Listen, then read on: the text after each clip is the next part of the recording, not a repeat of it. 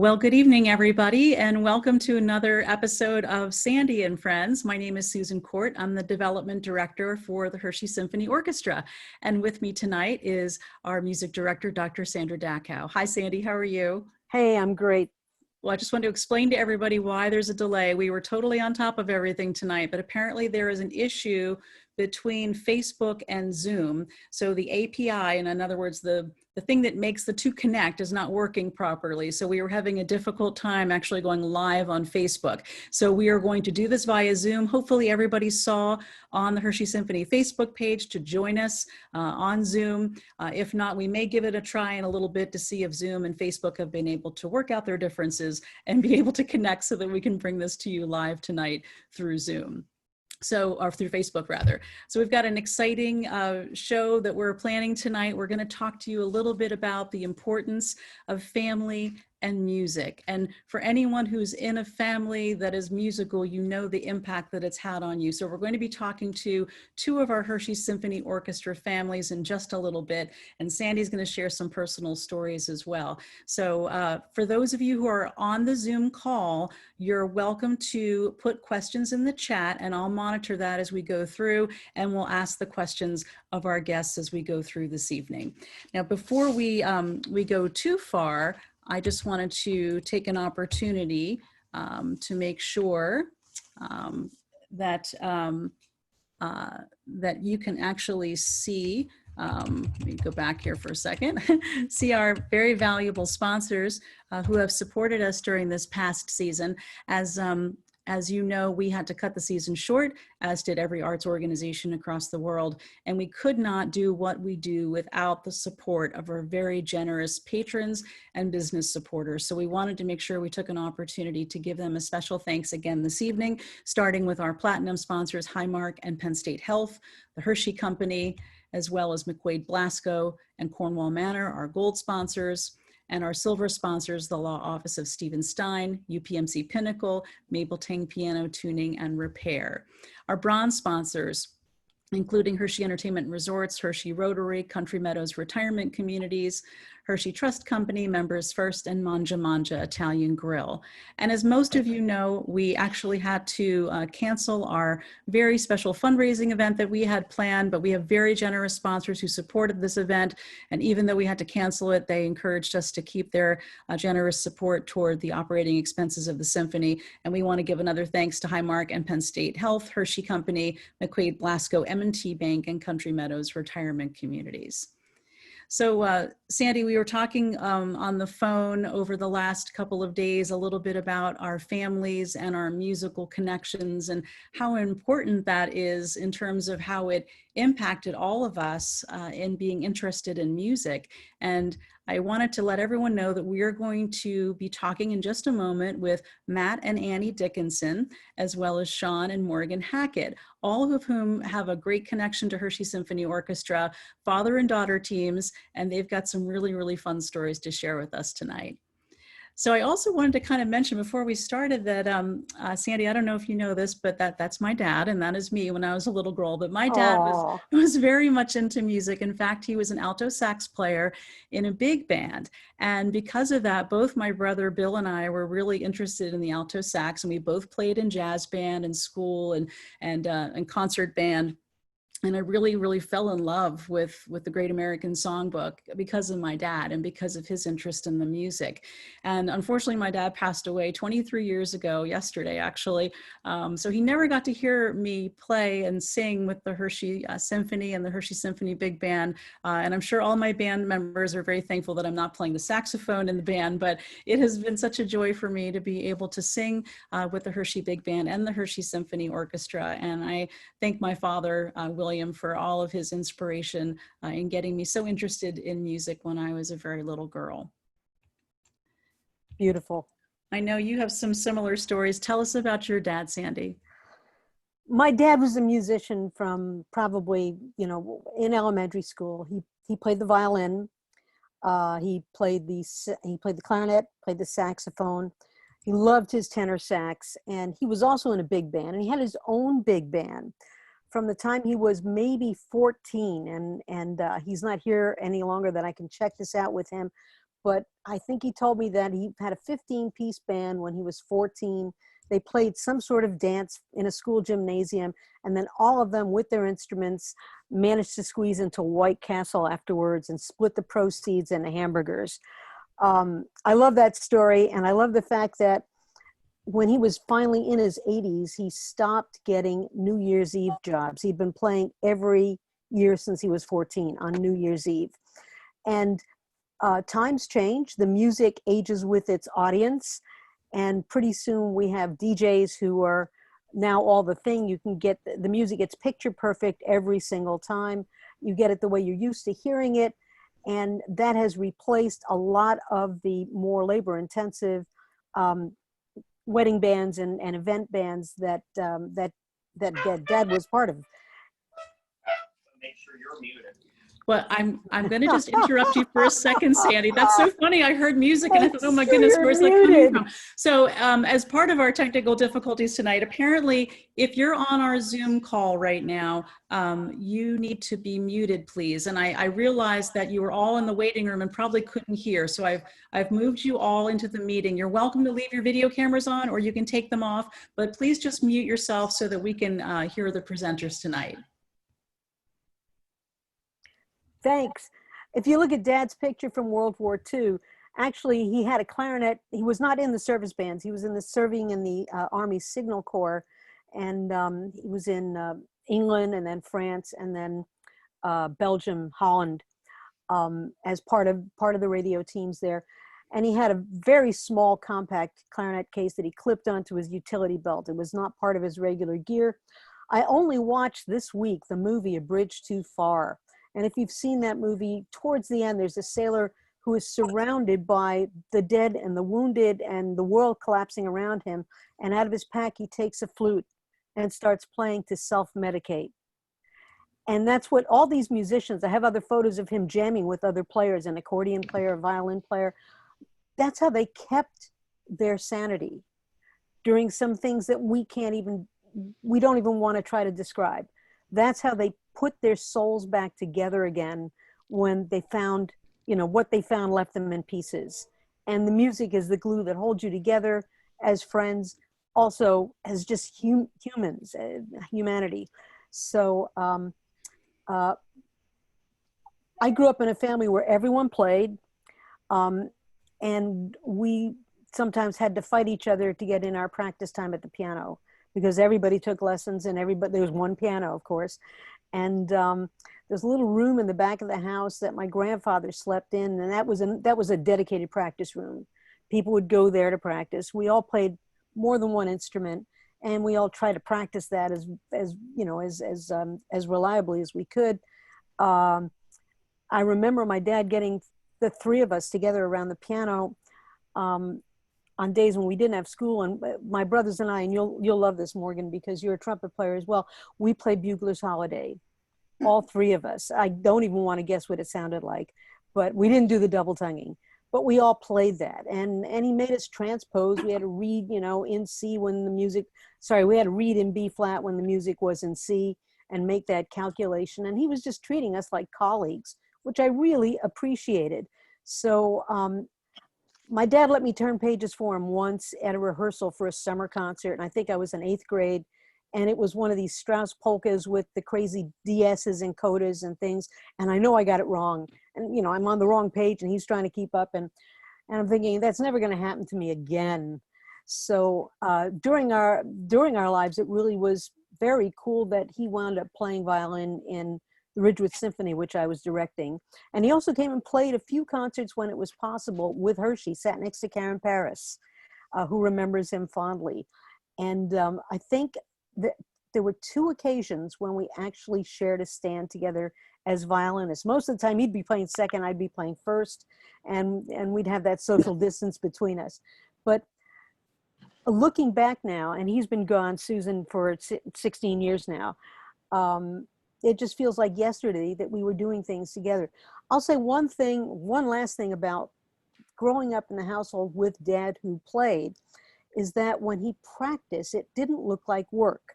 It looked like something that absorbed you completely, but it didn't look like work. It just looked like something that you just had to do, by golly, you know, and got all kinds of gratification from doing it. So that was powerful for me. And also, since it's Labor Day coming up, I can remember when I was in junior high school negotiating with him, saying, can I have today off from practicing? It's Labor Day. And I was very surprised when he said yes. I didn't expect that. That was cool. So anyway, having that work ethic in the house for music, that this is not something you do when you're in the mood to do it. You do it no matter what. You do it, as Dr. Suzuki says, only practice on the days that you eat. And it becomes a part of you that way. And every day, there was a great jazz musician, I can't remember his name, but I love this expression. He said, practicing is money in the bank. Everything you do musically, it's in there for you to draw on. It's in there. You never know when you're going to need it. And sometimes I've drawn on things I've learned when I was very young, even recently. And it's very gratifying to know that it's there and it's part of who you are, and nobody can take that away from you unless it's a technical difficulty, you know. And then Well, and I know you do this too, and I certainly do, but when I'm performing, I think of my dad, and it's still an inspiration. I know that is for you too as well, Sandy. absolutely. I think of how much it meant for him to get together. And when he retired, he was playing every night of the week. And I'll tell you the variety that he played in, because it blows my mind. Monday, he played with the Municipal Concert Band, and he'd bring his tenor sax. Tuesday, he played with the Old Guard Big Band, which is the music he truly, truly loved. He wanted to be a big band leader. Wednesday, he'd play with the Mummers Band, you know, and Thursday, he'd play with the symphony on violin.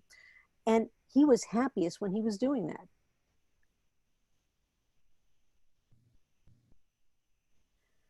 As am I. We want to thank you for sharing those stories to set us all up to meet our guests this evening. And again, this was an idea that Sandy had to bring some of our Hershey Symphony Orchestra families together. So I'd like to welcome Matt and Annie Dickinson and Sean and Morgan Hackett to our program this evening. Thanks for joining us. Certainly. Thank you all. Let's do this. Let me go ahead and stop sharing this PowerPoint, and we'll get to see everybody full screen.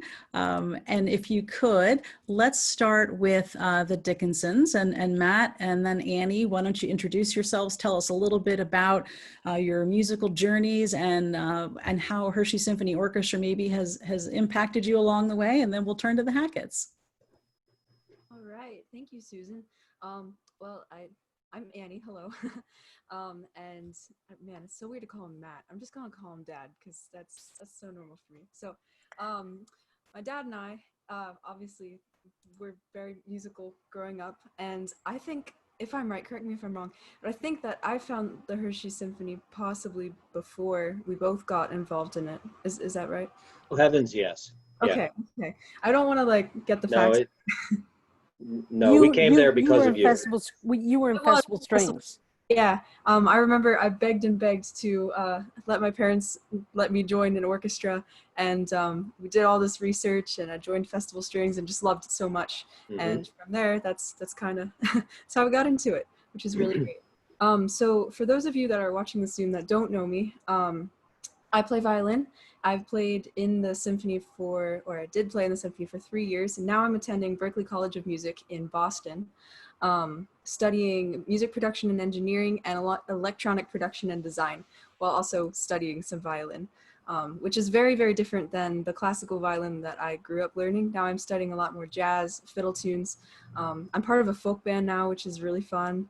But yeah, I've kind of shifted from the classical side of violin to kind of moving towards the session musician playing aspect of things, which has been really fun, and a really great experience. I'm hoping eventually to end up like working in a studio, not as a session musician, but like production and engineering and all of that, which is fun. I'm really excited about it. So yeah, that's what I'm up to. Right now I'm in Boston. I'm calling from actually a stone's throw away from Berklee. I gotta find the picture.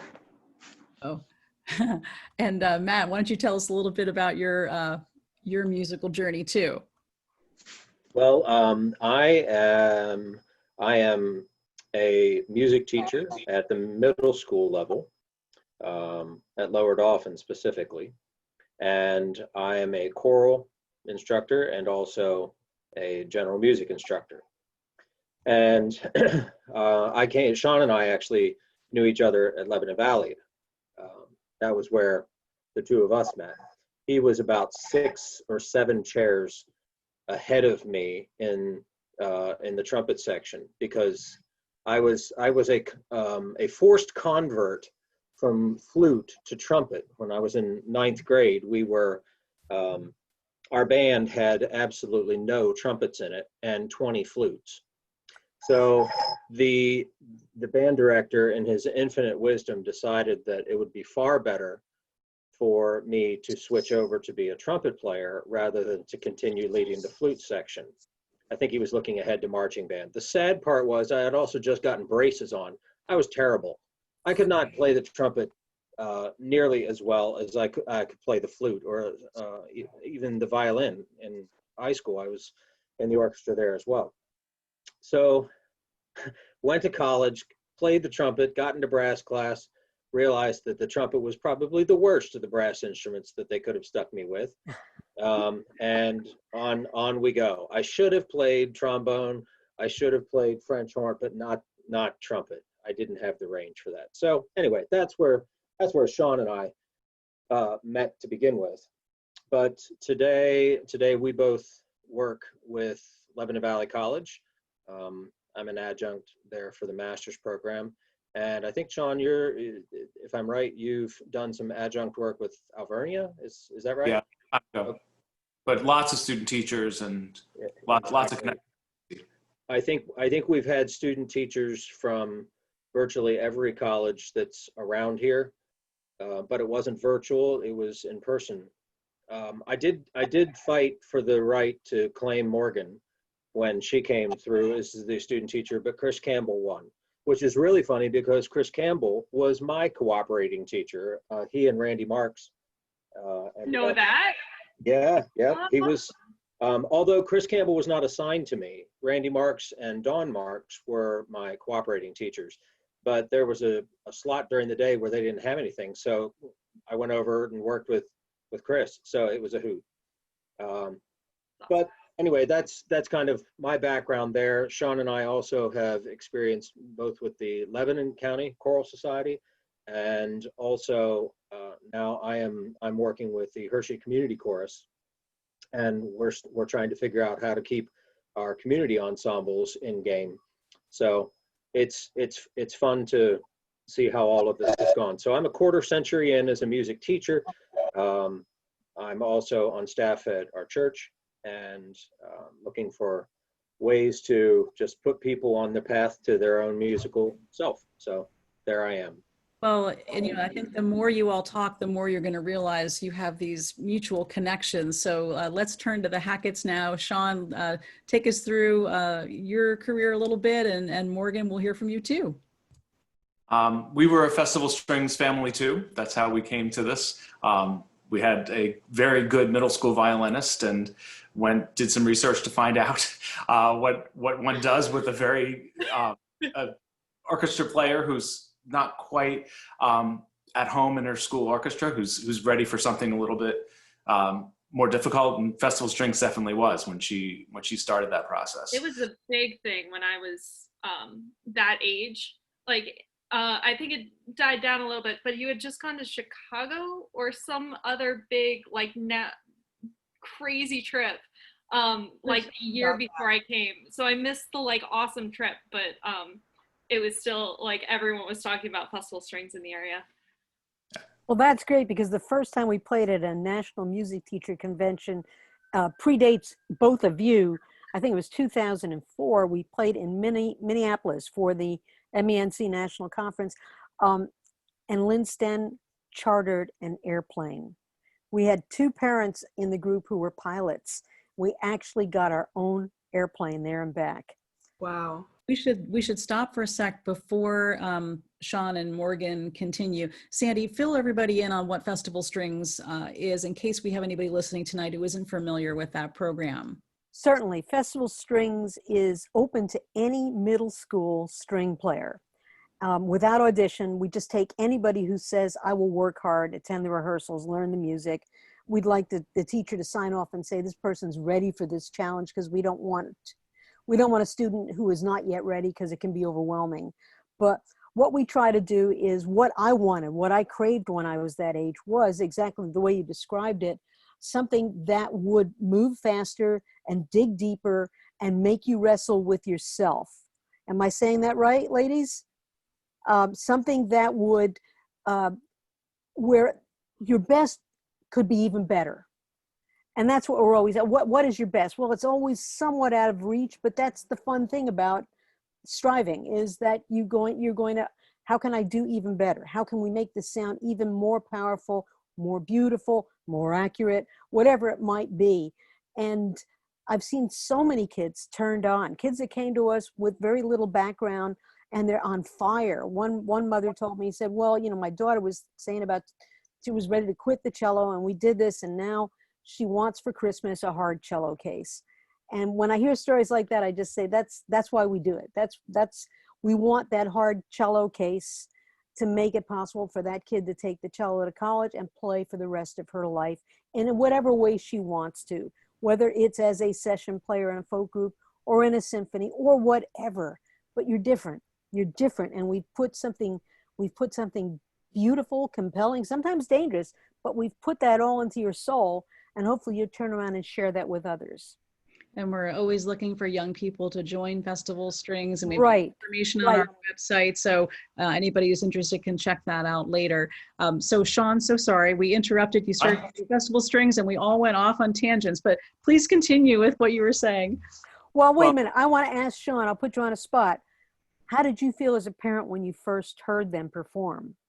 Oh, it was amazing. And not even performance. I mean, for me, it was, I actually prefer rehearsal to performance. So it was, the best part of it was being the sitting in the audience and watching the whole process, watching 100 middle schoolers work on one note for 20 minutes and make sure that attack works, make sure that it's together, that it is in tune and that it's compelling.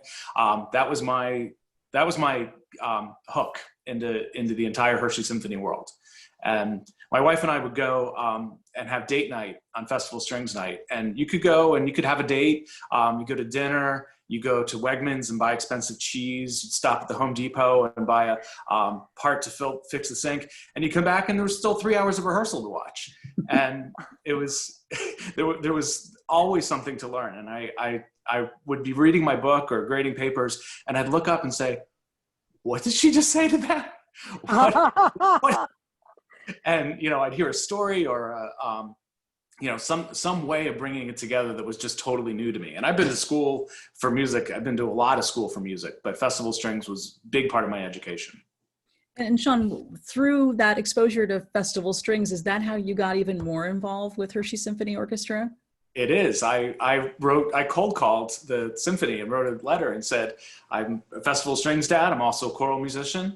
And I have this idea that if you'd ever want to do a choral piece, I would love to prepare the chorus for you. And didn't hear for quite some time, assumed that it was filed in a circular bin somewhere. And 4 or 5 years later, it was, hey, we're ready for this. Are you ready for this? And I said, not in the least, but I will get there. And that's the thrill of my life. It's been so much fun to make music at that level and bring college groups together with a group that we form in Hershey and put together multi-generational and people of every experience and auditioned. It's the first auditioned choir I've ever, community chorus I've ever worked with. So it's an absolute thrill. Well, it was a thrill to be in the audience. The performances were just stunning. So thank you for all that you've given to the symphony. And Morgan, talk a little bit about your journey, where you started and where you are right now. I was in the back of the seconds my first year. I was like 4th to last chair. I was not having fun that year. Well, I was. It was a wonderful experience, but I was terrified. There was this lady yelling at me, telling me to play louder when I didn't even know like which end of the bow to use. And then 4 Morgan, years, there's only one end of the bow that you use. You know that. yeah, well, now I do. Off the string, at the frog. At the frog. At It's the at the frog. frog. Off the string, right? And then 4 years later, I had the honor of being co-concertmaster my freshman year of high school. So I worked my way up. And honestly, yeah, that was the thing that made me want to go into education. Dead serious. Like Festival Strings was one of the biggest influences on my educational journey. So I went to LVC, like those two. Right. Not that one, just these two. For music education and performance degree, music degree in violin performance. And yeah, now I teach middle school and high school at the West Shore School District. I'm the visual coordinator and brass instructor for the marching band there. Yeah, and I'm back with the Hershey Symphony. I took a hiatus in college. Had to study and stuff. And then this past year I did 2 concerts and it was fantastic. And So we have you back, and we've lost Annie temporarily. yes. Can't attend from Boston, so sorry. So for those of you teaching, Annie's in school, but for the rest of you, how has it been getting back to school and trying to do music in these challenging times? So I'm Matt, you said that you went back yesterday, is that correct?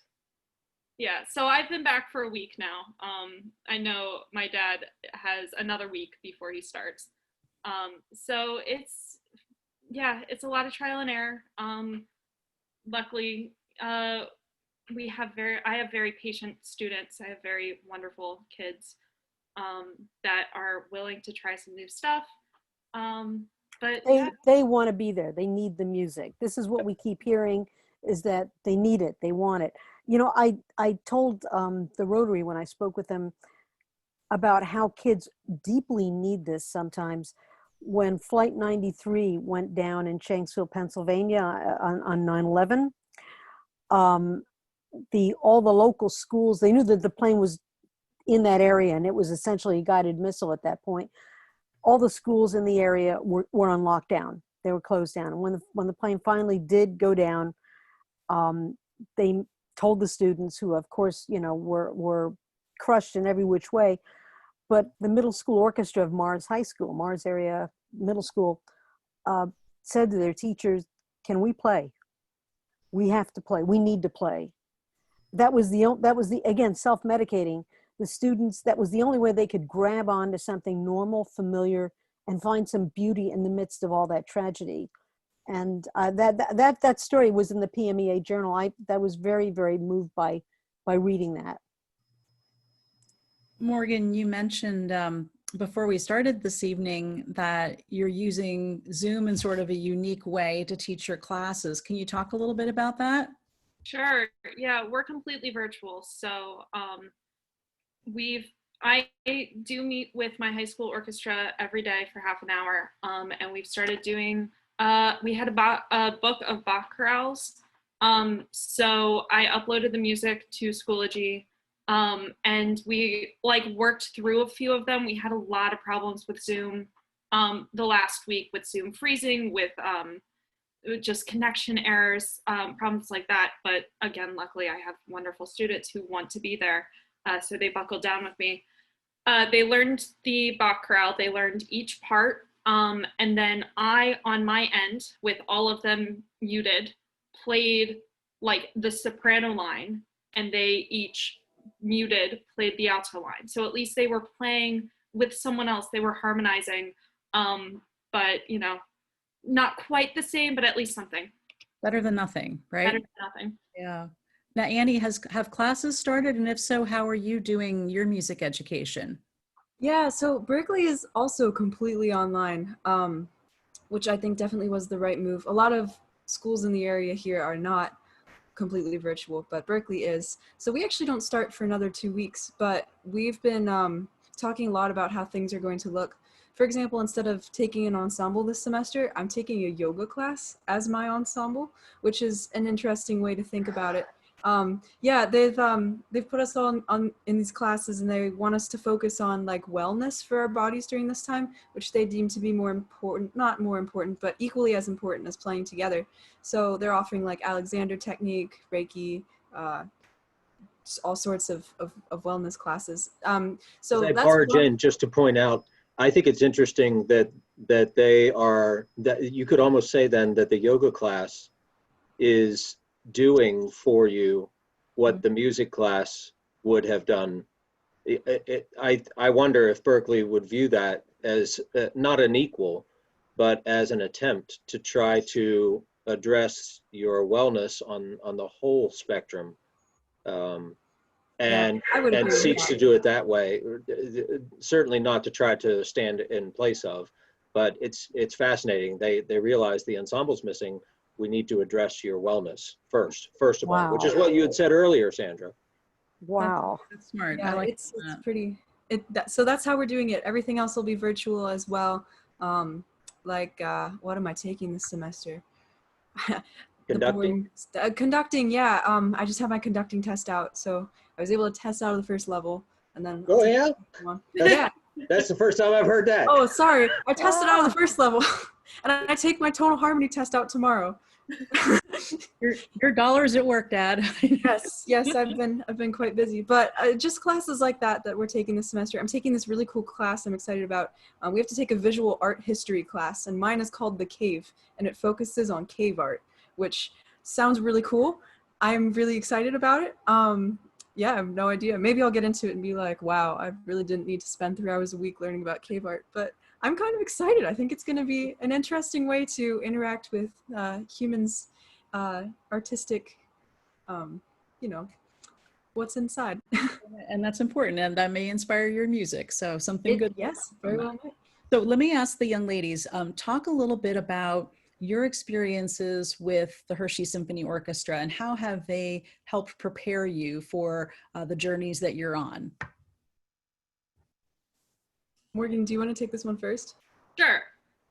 Well, like we talked about earlier, Festival Strings was one of the first places where I worked harder than was expected of someone of my age. Like, it was the first place where someone like expected a whole lot from someone who, 11-year-olds, you don't usually expect too much from them. If I can interrupt for a second. Yeah. Morgan was not a person who always loved practicing. Still hate it. There was sometimes discussions about what practicing.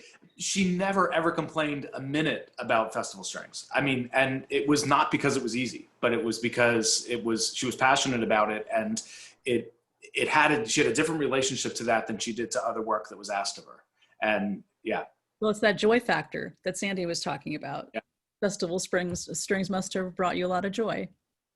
So much, absolutely.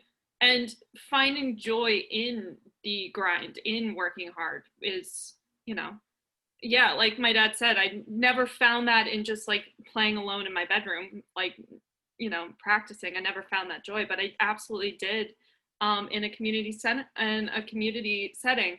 And that's honestly a lot of the reason I came back. I didn't exactly have time for it as a first-year teacher, but it was having that community, having people to make music with was so important to me. Well, also, moving in on my own for the first time, like experiencing a new job and like, trying to be an adult for the first time. I really found solace in the Hershey Symphony. And you're also ready to absorb a lot of what goes on in rehearsal through a different lens as a teacher. Most people are not music teachers in the orchestra, and they are still absorbing direction in a way where they are following direction. You're a teacher. You're already thinking through those steps, and you're thinking, okay, was that effective? Was that not effective? Did this work? is this a strategy I would choose to use, or is this strategy outrageous, or is it not demanding enough? You're thinking of it. I know that I did when I started teaching and went back to playing. You're not the same person you were in high school. Absolutely. I definitely noticed that coming back. Annie, what about you? Yeah, so of course I could talk about festival strings all day too, but I think that I don't know, the Hershey Symphony Organization really supported me in some different ways as I went about, I don't know, a very different career path than what Morgan is going for. I think the number one thing that I found with my experience growing up with the Hershey Symphony is that I felt supported in everything. Like, I did many different things with the symphony. For example, I think I sang one year with the big band. That was awesome. Such a great experience. And then I ended up, I still do vocal jazz stuff a lot too. But that was something that I wanted to try and was passionate about. And the organization gave me an outlet to do so and feel really confident and supported in doing so too. That was huge for me. Other things like having a community, like what Morgan mentioned. And I noticed that just in the professionalism of the group, I was able to pick up a lot. Like, for example, in doing music production, your biggest job is to be ready and prepared for everything, and also to be very good at a lot of different things. So, for example, years and years of listening to Dr. Dackow like conduct and give specific instructions for what she wanted, that it made all the difference for me. Now I know how to run a recording session with a group of string players because I really understand how to give them direction and what they'll respond really well to, which is an advantage I hadn't thought about before until it came and I realized that I already knew it. Well, that's one of the joys of life. As you get a little bit older, you're going to start to reflect more and more about all the chapters that you've had before, and you'll start to realize how they all add up and make more sense into Yeah. what you're doing. Hershey Symphony was a big part of that for me. I also knew, I've known Morgan a long time as well. I can safely say that for both of these girls, a lot of the musical experiences that they had as children did not push them over the edge of their ability. For many people, they're content with whatever you came up with the first time out.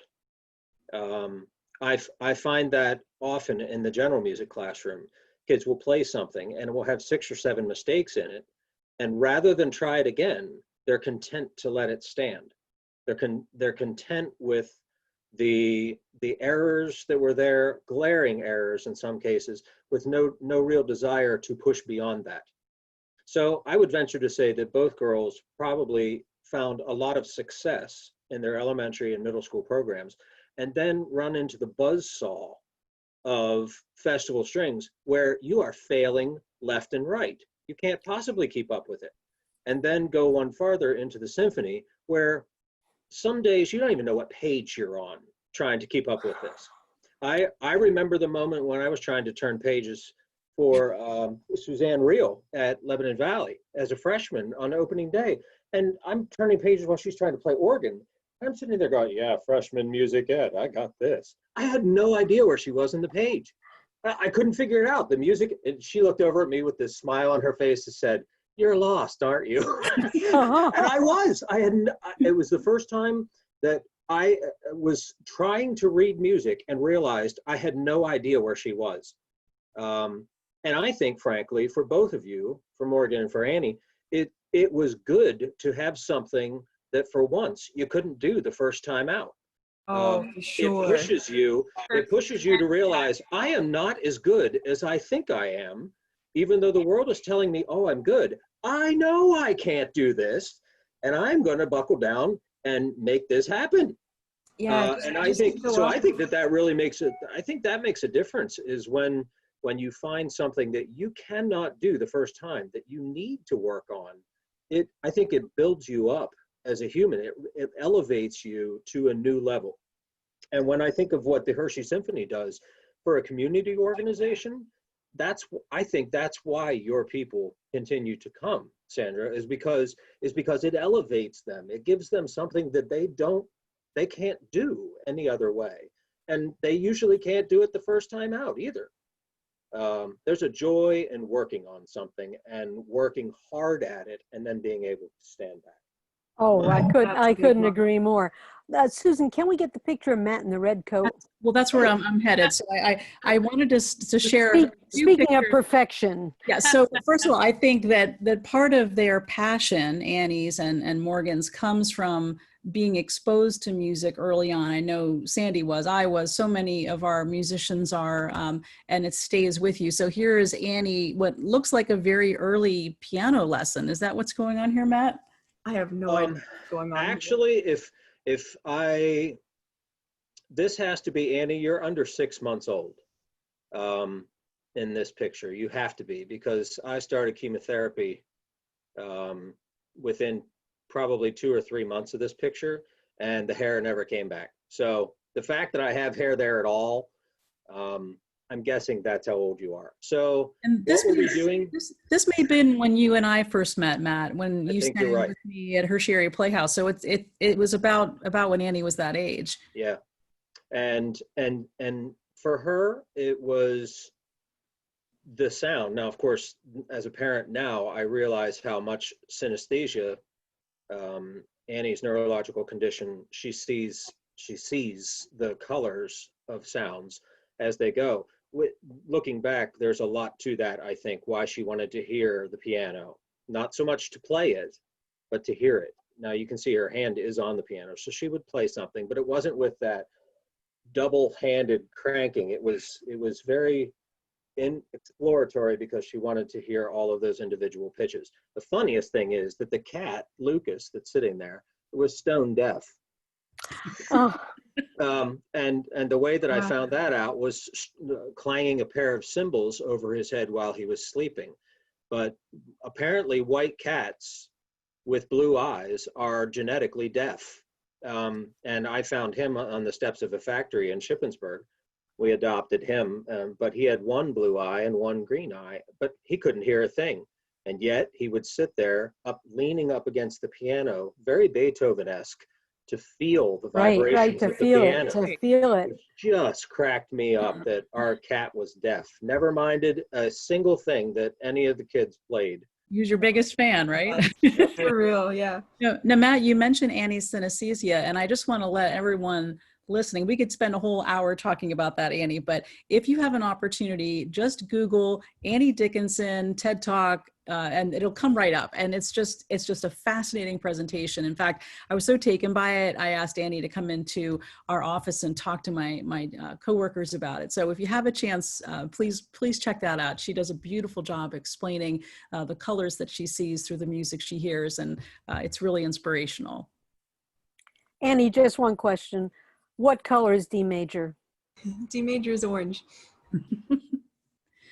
Okay, we're not going to agree on much. No, I know. Okay, I remember I had a conversation with you once in passing where you said the key of E was white, and I so wholeheartedly disagree with that. Like, it's absolutely green. I will fight you, Dr. Dackow. Oh my gosh. I think we have another episode going right here. Yeah, there you go. Where that one will be continued. So what that I don't have it like you do. I have some color associations with about 5 keys, and then it just slides off, and they're all the same after that. But let's talk about that, because orange, no. Orange, Beethoven's ninth, orange. We'll talk. Although I remember, Sandra, you had another student, Aiden Ferguson. Yes. Who I believe also experiences some synesthesia in the same fashion. And from having him not only as a student, but he's a year younger than Annie and headed up to Boston. He might have Yeah, I actually just arrived saw him by the other day. now. Yeah.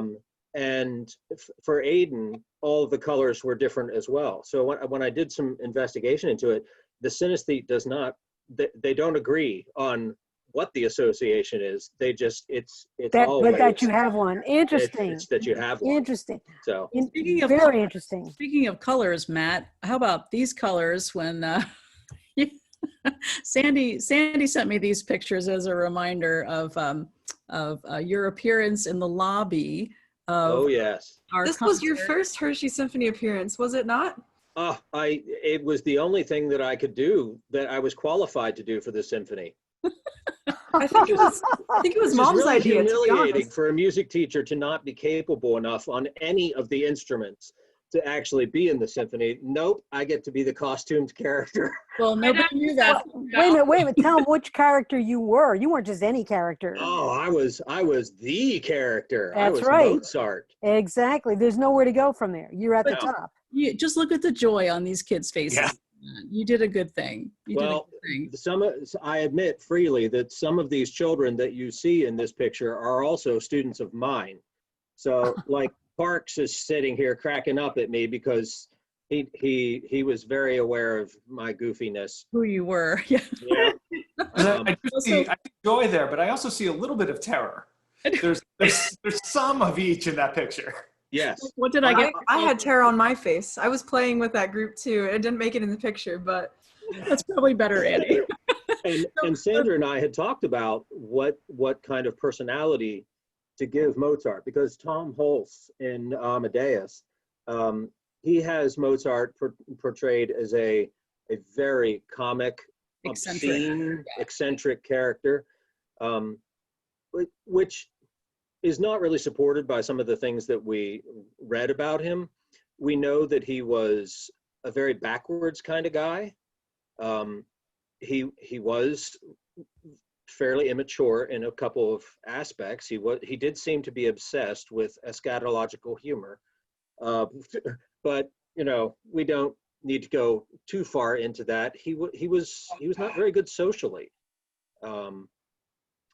Some have suggested that he might even have been retroactively diagnosed with Asperger's or autism, but he clearly had phenomenal powers in his own head. Well, they estimate that he was probably one of the 10 highest IQs of all time. They have no way to verify that. This is just by using external metrics. They reckon he was somewhere around 210. He could see relationships in the way you see colors, or with the way, we all have our ways of interacting with music, some of which can't really be described with words because they're personal, yet they're very, very real. They may not be something you can even share with others because it's unique to you. And what was unique to him was his ability to see the whole picture and then figure out how to construct it from parts which he would, make out of whole cloth. And some people think linearly. He would think, right, he'd see it. It would be done. He'd get it. It's all there. And in that sense, the movie portrayed something I think that was true to what we experienced. I agree. The kind of goofball character really isn't true. That to him. laugh. That had nothing, no grounding in reality. No. But the fact that he didn't fit in, the fact that he didn't have the social skills to realize that he was so far ahead of everyone, and you don't make any friends by continually pointing that out. Exactly. Which is what he did. I mean, because that was unique to him. Who did he talk to? Who could he share this with? The one person he talked to, we know, that was Haydn. Yeah. And this is the quartet in heaven. Haydn on first, or is Dittersdorf? Anyway, Haydn and Dittersdorf were the violins, Mozart on viola, and Van Hal on cello. And I'm thinking, that is the quartet of your dreams come true. And I imagine when they had beer or coffee afterwards, after playing together, that the conversation was on such an elevated plane musically. Wouldn't you have loved to have been a fly on the wall listening to that? They could share with each other. There weren't many people they could share with, especially Mozart. And it would have to be someone who was tolerant of all his, normative aberrations in terms of social behavior. Anyway, you look great in that outfit. I remember he was in the lobby telling all the patrons, with a German accent, buy season's tickets. And I appreciated that enormously. That was for our Amadeus concert several years ago. And Paul Metzger got that costume from Millersville, from their costume shop. It was a goodie. That's Well, that wasn't the only time that you got to be in costume with the Hershey Symphony Orchestra, though. Boy. no, but that was definitely the most appropriate of the outfits that I So could. first of all, this is a beautiful picture of you and Annie, and is it Levi? Yeah, that's Levi. We used to Um, gig at Seasonal Grounds Tea Shop. I one of the things that I experimented in with high school was being kind of an artist, like just not a recording artist, but like a performing artist myself under the name Annie Elise. And so I released some music in high school. I still do from time to time, but I used to play gigs around the area, and this was one of those times. I was very fortunate to have my family as a backup band.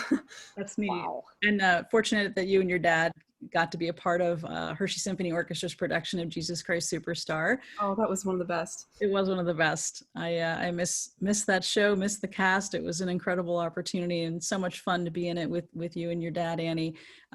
You had a funny picture you wanted to share. You were the only, father-daughter team in the show, and certainly, that didn't come across, except it caught the eye of somebody in our orchestra who created a funny picture that you need to explain before I start to click. Okay, so something of note is that this musical is Jesus Christ Superstar, and at the time that this picture was taken, we were just about to enter the crucifixion scene. Yeah, it's the crucifixion scene. It's the crucifixion scene, and yeah. So there you go. And someone in the orchestra put this together because it does sort of look like your dad is saying, no more acting and singing for you, young lady, until you finish your algebra. Yeah. And whoever it was that did this certainly also would have capitalized immediately on the fact that we were father-daughter, which I'm not sure was necessarily known at the time. No, I think everybody in the orchestra probably knew. But It's a fun little secret. yeah, well, that was kind of fun. Thanks for sharing that. It's even funnier because I believe that at the time that this was going on, I had something really important that weekend academically, like the level SATs? of SATs. Yeah, I think I had taken my SAT the day before. No. Didn't you have some sort of audition? Because you were like late one day for something. You had a couple things that were. I think I did. This was a really busy week. I don't remember what it was though. I don't either. But all right, we'll get to some of these lovely pictures from Sean and Morgan. Take us through some of these shots. What are we looking at? Morgan learning how to play the guitar and very, very intent about it, it looks like. That's us at the Susquehanna Chorale concert. Morgan was in the children's chorale and I was singing in the adult chorale. That was the first time we actually performed together. Aww. Yeah, group piece and all of it. That was, somebody got flowers. And Lebanon Valley College homecoming. Yeah, that was the alumni band. Yep. So I had to practice to be able to play the high notes because I wasn't going to let the high notes go by. Yeah. I was section leader that year, so I got to boss them around. It was great. Yeah. So you both went to LVC. Yes. Yeah. And then 2 more pictures that you sent in. Social distance music making on our porch this summer. Yeah, that was like 2 weeks ago too. That was... Yeah. And that's us, I think, at Beethoven.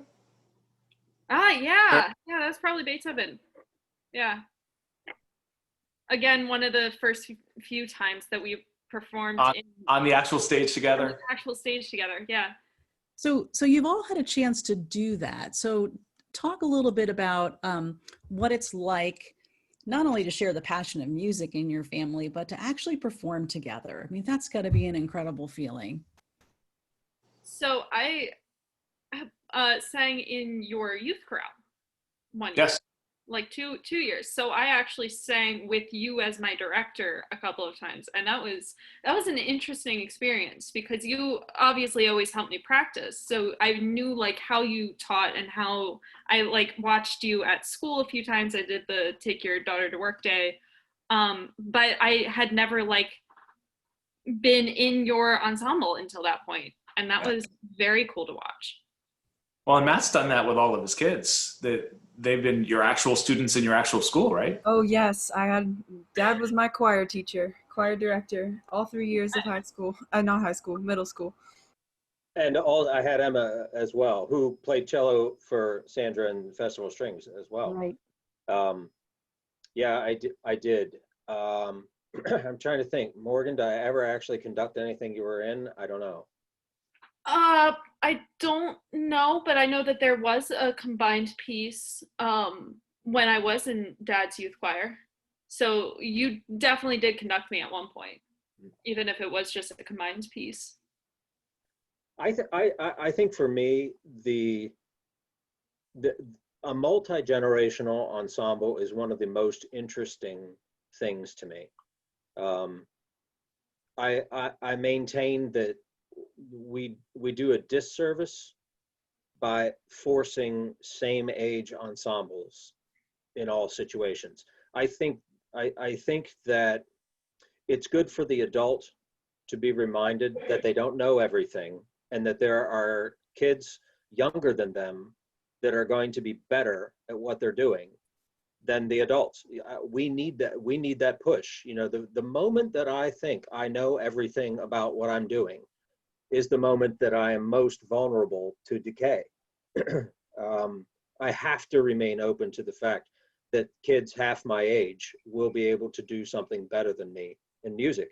But Forget kids half your age. Think about your own child, and that's something I've experienced a number of times. And it's exactly. There's so many things in music that Morgan does better than I do. Well, everything in music. The only thing that I still have on her is conducting. It's the true. only thing. You're far better conductor. At least for another week or two, Matt. Till she gets Yeah, I'm doing this master's program. She's going to test out of it, and that'll be the end of her learning of it. I'm sure of it. But I would also say that the same is true coming the other direction. Is when you are entrusted as the younger person or even as the child. I can't quite speak to this, but I definitely tried to let Annie be in situations where I had no right to allow her to go, so to speak, musically. Yeah, I know what you're talking about, and this is a very big thing that I really appreciated growing up, is that I felt often like your musical equal a lot. Good. Yeah. No. That elevates me. It's true. I felt like your musical equal.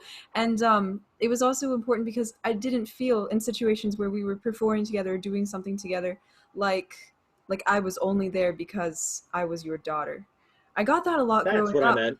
Yeah, people would tell me growing up a lot, like, oh, you're only good at music because your dad's the choir director. And I'd be like, no, I'm good at music because I practice.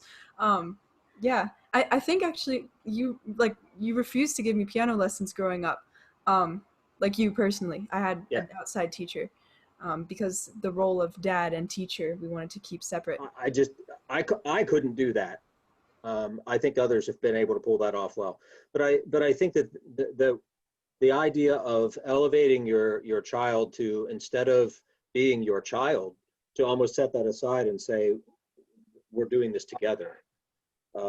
In moments when I've had that with my dad, who was a singer, who's a singer and a conductor for his church choir, the moments that I had that as well, it's powerful when you are granted a role that you don't really feel ready to accept, or someone invites you to improvise in a space where you really don't know what's going on. It's kind of it. I think that's got to be powerful. You segued into a question I wanted to ask both you and Sean, and that would be advice for parents who have children who are interested in music. What's the best way, looking back, on your kids growing up, to nurture that, to encourage them, to sort of set them up for success if they decide they want to pursue that? I think something that Sandy said maybe before we were live was that reminding parents and kids that not every minute of this is going to be enjoyable. There will be moments, there will be frustrations, there will be struggles. Everyone here is going to be having a bad time at some point. And that doesn't mean that you don't love music. It doesn't mean that you don't love making music together. It doesn't mean that it's not all worth it. But there will be times when this will be a struggle. And if we're making music together, that struggle might be the two of us struggling together. And that I always said that, you know, at some point in the violin, there's going to be crying, and it's not always going to be Morgan. And it's a part of the process. You know, we worked very hard. She worked very hard. And, you know, sometimes it's not a great time. But you're working towards something much bigger and lifelong if you do it right. And it's worth it. One of my colleagues at Interlochen at the music camp said there will be rehearsals where essentially what you're doing is chop wood and carry water. Unglamorous, hard work. And you may not even see a payoff at the end of that rehearsal. It may just seem like all you did was chop wood and carry water, but it's money in the bank. It's something you'll build on. And there will be days like that. And for parents who think at the first sign of resistance or a difficulty, there are kids who are very good at everything. Those are the ones that are the most likely to quit. The ones who have had success in everything they've tried academically, and they get to some sort of plateau or challenge point with music, and they realize that, like you've all said, you're vulnerable at that point.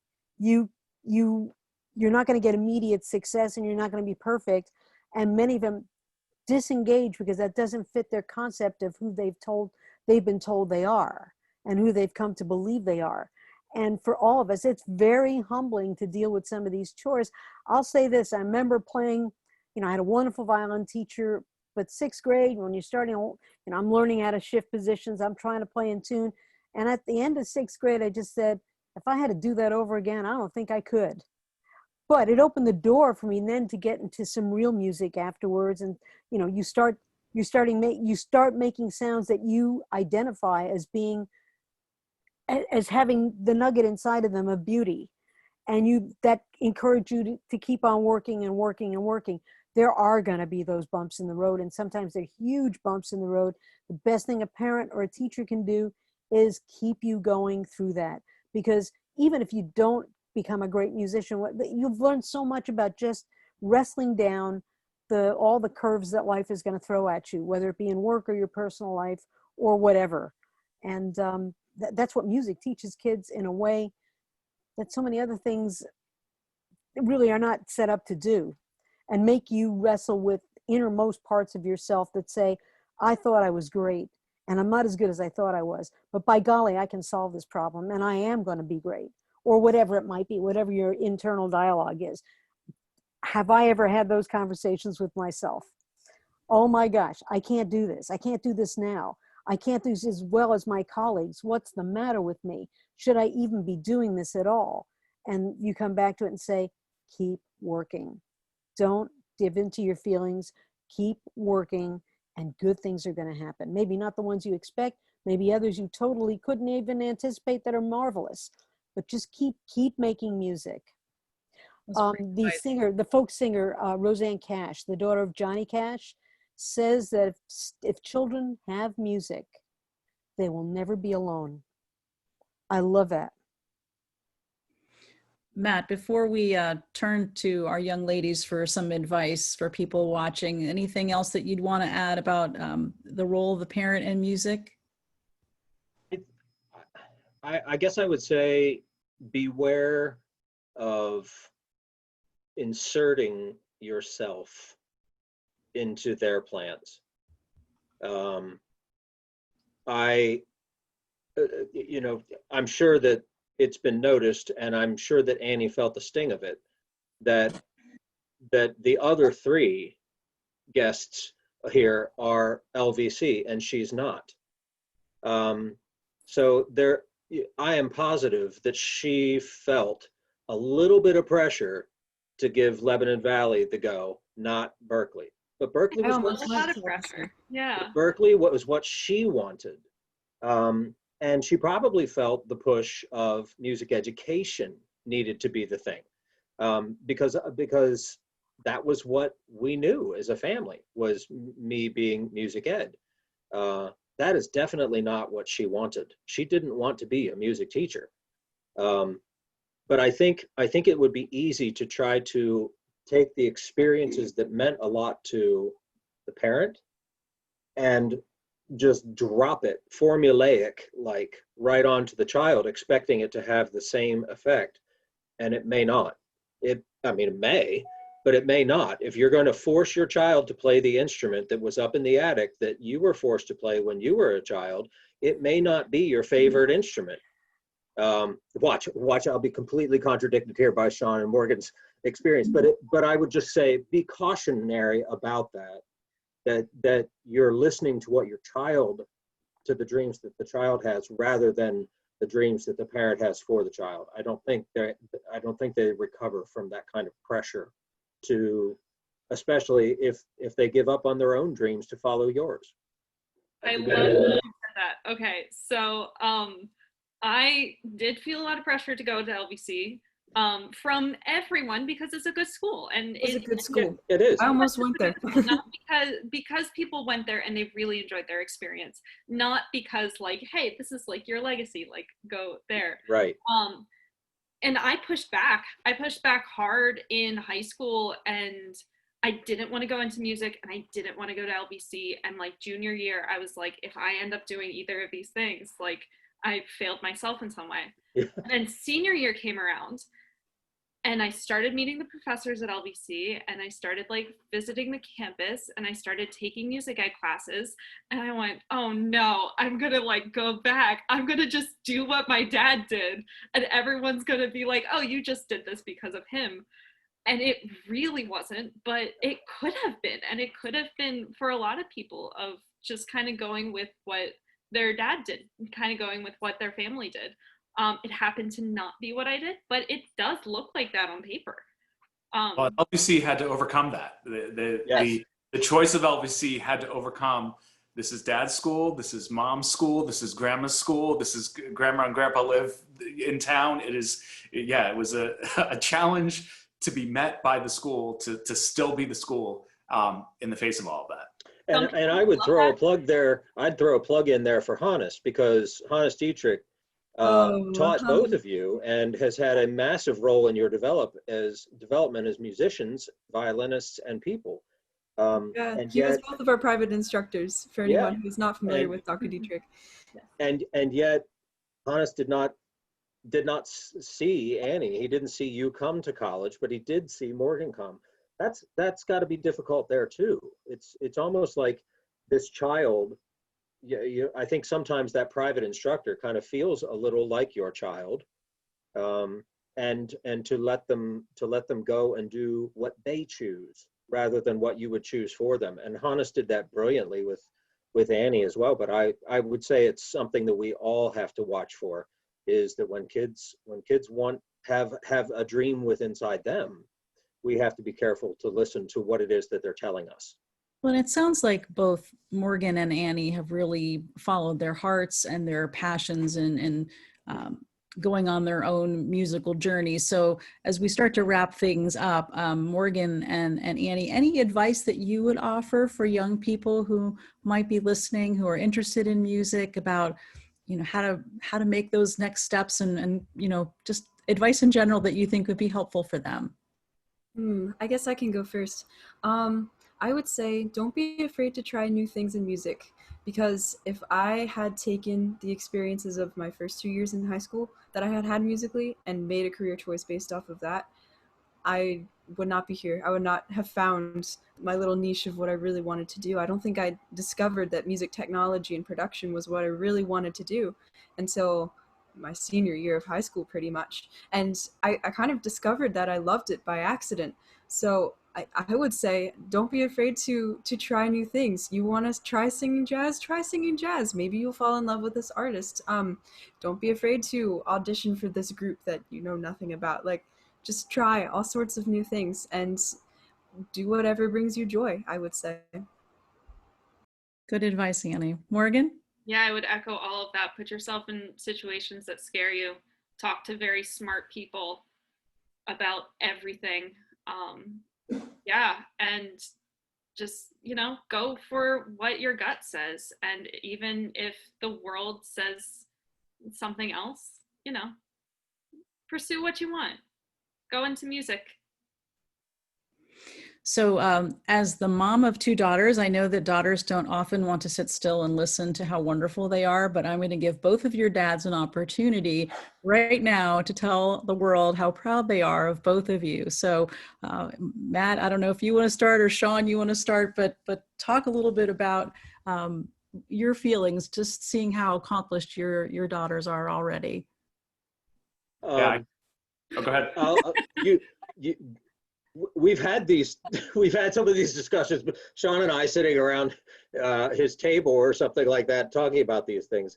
The word proud is the tough one, because I know I don't feel especially responsible for her achievements or the things that she's produced. And Sean, I know you don't feel responsible for Morgan's achievements either. So I think it's scary. We just have to define pride. I would say it's great joy. For me, it is immense joy to be able to see something that I would never have conceived come flowing out of her creative thought process. Seeing both skill and creative energies coming forth, that's awesome. To see plans for the future and collaborations and the ability to morph and become what you need to become for this moment. Those are the things that bring me great joy, that I can check in on Instagram that I never post on, just for the sake of getting to see what she's working on that's different and new this week. So I think that's where it is for me. It's just an immense joy in her finding her voice as an artist, and also in helping other people find their voice, which is a real joy as well. From the recording end of things, to give people the chance to express the music that's within them. Isn't that what Victor Wooten says? To listen to what it is you want to say. Yeah, that's exactly. And then to help other people find the way to say it. And really I think that's what all five of us do for a living, is to try to help people express what's inside them. So Beautifully said. over to you, Deshaun. Yeah, just the thrill of watching a person, I've known Morgan her entire life, and to watch her go from an infant to a colleague is absolutely thrilling. And the conversations we're having now, and we challenge each other now. And that's been happening for years, where the conversation is less and less me bringing her things that I have picked up along the way, and more us engaging as colleagues. And that's great fun. And it's watching your child surpass you in so many ways and so many things is just, it's an amazing journey. And to still be pursuing some of the things that she's learned how to do, neither of us should sit down at the piano and play it in public for people, but it's the process of learning the things and working together at this point. And then in the new teaching environment, trying to learn how to teach this thing that we're doing now, and sharing ideas and Thanks for that PowerPoint, by the way. I'm using it tomorrow. Good. You sent me a PowerPoint earlier today to use with my kids. If I could do nothing else at this point in our educational lives, I have PowerPoint sitting in my computer. Well, it's so exciting to hear from all of you, and Annie and Morgan, your careers are just getting started, and we're so looking forward to hearing and learning about all the things that you're yet to accomplish. And we hope and pray that you're always realizing that you're a part of the Hershey Symphony Orchestra family, and that you never go too far from us, because we are very, very proud of you, and equally as thrilled to have your dads involved with us. And we hope many, many more years of partnering with Matt and with Sean on whatever's ahead for our orchestra. So thank you all for taking time tonight to talk with our folks who are listening. Thank you so much for having us. Sandy, any final thoughts? I can't say more than what the dads just said. That was beautifully, beautifully expressed. And the word that kept coming up, which I understand its importance, was colleague. Be able to do something with your child, and they're no longer a child, they're a peer. And that's very special when that happens. So keep doing it. That and the word joy. I think we all experience that, and hopefully everyone who's a part of Hershey Symphony Orchestra, whether on stage or in the audience, shares that joy with us. Well, good to see everybody tonight. We had a bumpy start technology-wise, but I think this was a great conversation. We'll look forward to sharing this on Facebook and in our email marketing, and we'll schedule another one of these in the near future, and we'll look forward to sharing more thoughts about music in the coming weeks. Sandy, were you gonna say something? Susan, for anyone who tuned in late or was not sure what was going on at the beginning, where can they access this? Well, if they're watching it now, they're already watching it, but we're going to take the recording, because we recorded this on Zoom, and we'll post it on Facebook so that those who couldn't see it live can at least see it later. So okay, we'll try to reach more people that way and get that link up soon. Well, thank you very much, everybody. Great to see you all. Good luck this school year to our guests, and Sandy, we'll be back on in a couple of weeks with another episode of Sandy and Friends. Thank you, Susan, for hosting it and for coordinating all the tech and getting us through the bumps. And I appreciate that. Thank you. You know how good it makes me feel to see all of you up here as part of a discussion again. That's priceless, and we need to do as much of this as we can. Yeah, absolutely. And I didn't mention, and everyone knows this, but we're always interested in having support from people watching these programs. And if anyone is interested in making a donation of any amount, we encourage them just to visit our website, and every little bit they give will certainly be a big help. So can I talk about that for a second? I just want to mention that the Hershey Symphony gave me a scholarship to attend college. And I believe Morgan also received that scholarship, and it has made so much of a difference in being able to afford a music education. I don't know what I would have done without it. There are a few better ways to financially invest in your community than to put it into the community musical organizations. Mm-hmm. Thank you, Matt. thanks, Annie. Thanks, Morgan. Thank you, Sean. And thank you, Sandy, as always. We appreciate everybody joining us tonight, and we'll see you again soon. Good night. Good night.